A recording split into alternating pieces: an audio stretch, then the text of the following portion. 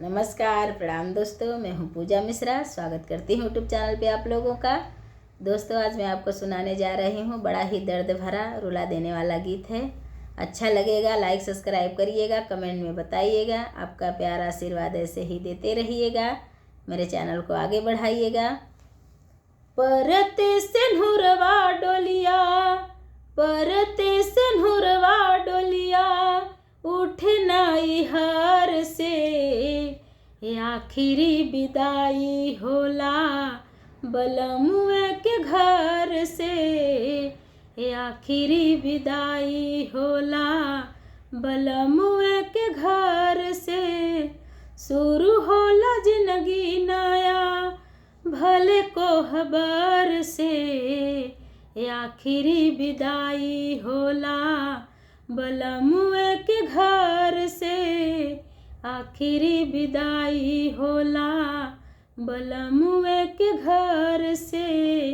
नैहर के मड़वायो पिया के चुनरिया, सोरहो सिंगार करके बैठे गुजरिया, दोनों बेरा बांधल रहे खोई छाया चर से, दोनों बेरा बांधल रहे खोई छाया चर से, आखिरी विदाई होला बलमुए के घर से, आखिरी विदाई होला बलमुए के घर से। चार गो कहार दोनों डोलिया उठावे ले, अपने ही लोग अपने हाथे चढ़ावे ले, हाथे चढ़ावे ले।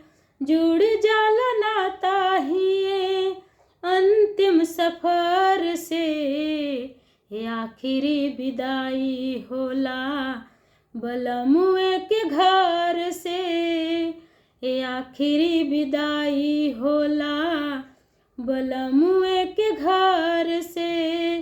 होई जाला दिन जब जिंदगी पुरौआ, लूटेला दुनिया यो छूटे ससुरवा।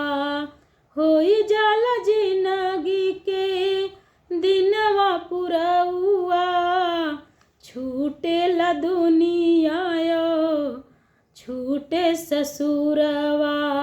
होई जाला दिन जब जिंदगी पुरौआ, नैहर के संगे संगे छूटेला ससुरवा, नैहर के संगे संग छूटेला ससुरवा।